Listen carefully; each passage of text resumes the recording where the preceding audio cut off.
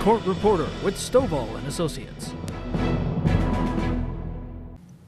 Hello and welcome to Court Reporter with Stovall and Associates, here for all your legal and real estate needs.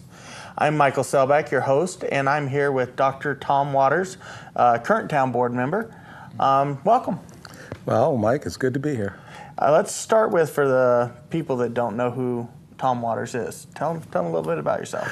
Well, I'm Tom Waters. I'm on the Pahrump Town Board. I've been on the board since 2011. My term of office ends in December.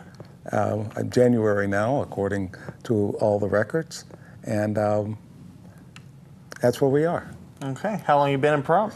I've been in Pahrump now, this month will be 6 years.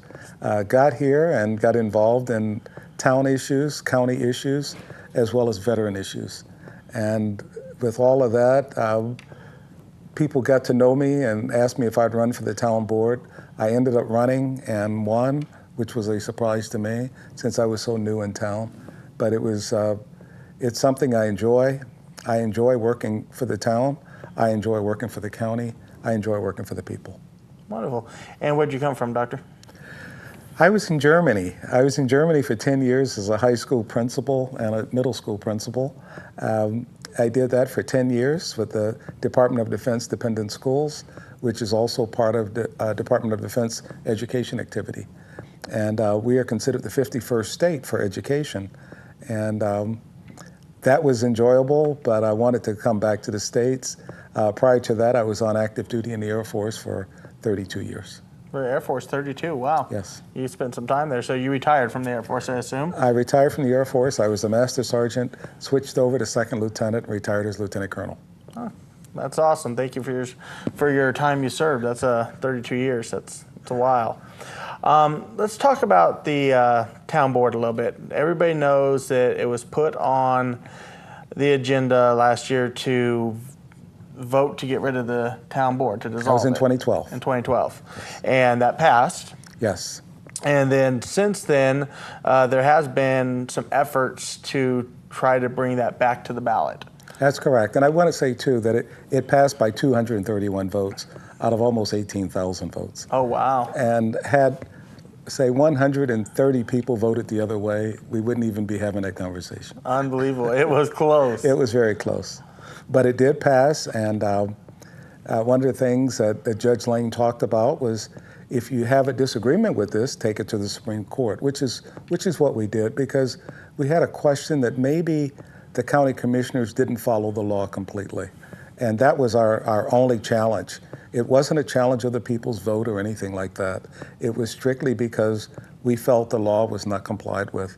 Supreme Court settled that question and said that they did comply with the law. So the only thing they recommended was, if you get enough signatures on a petition, you could put it back on the ballot in 2014. Okay. Well, and I know there's some people out there trying to get those signatures, but I'm told they gave you a very short window to get those signatures. Yes, we had 2 weeks, and we felt 2 weeks we could probably do it.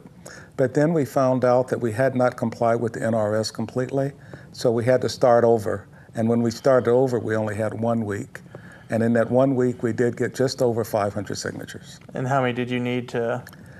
I thought we needed 2639, but in a calculation from the county clerk, she said all we needed was 2223. 2223. Yeah. And after that week, though, it was too late. After that week, it was too late, and we already have a letter from the county clerk saying that it did fail because we didn't get the 2,223 signatures. Gotcha. So if somebody decided they wanted to bring back the town board, it would be in the commissioner's hands now? Is that correct? Well, the commissioners could have always put it on the ballot if they had chosen to do that. I think that deadline is probably passed now as well, because the county clerk would have to convene a board to put down the pro and cons for the ballot issue, the ballot item. Gotcha.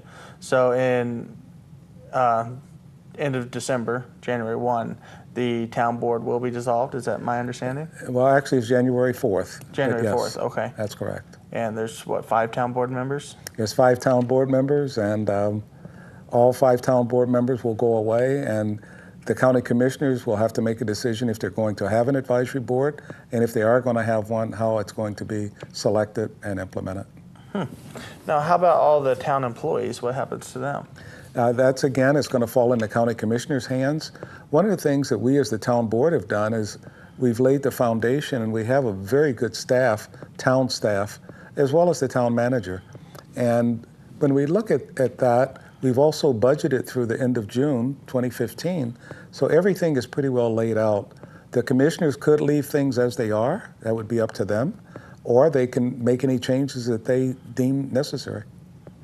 Now, what is, for the public out there, what is right now the town's responsibility and what is the county's responsibility? The county is responsible for almost everything. The town is responsible for 4 items primarily, including town property. But we have the swimming pool, the cemetery, the fire department, and the parks. Okay, so those 4, which is still a lot of employees, though. Well, when you say a lot of employees, primarily the Parks and Recreation area, that would be the bulk of our employees. Very few people in the town office.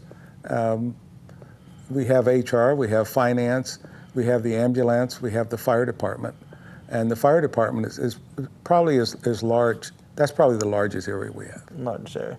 And I would think, I can't speak for the county, but I would think most of those employees, no matter who's running the department, those jobs are needed. You know, somebody's still got to clean up the park. Somebody's still got to clean the pool. Those jobs are definitely needed, and that's one of the reasons we budgeted through the end of June to retain the employees and all the responsibilities that we have. But again, the commissioners do have to look at that and see what it is they want to maintain, or if they want to change anything. They really don't have to change anything, but it's going to be entirely up to them. Up to them. Yeah. Okay.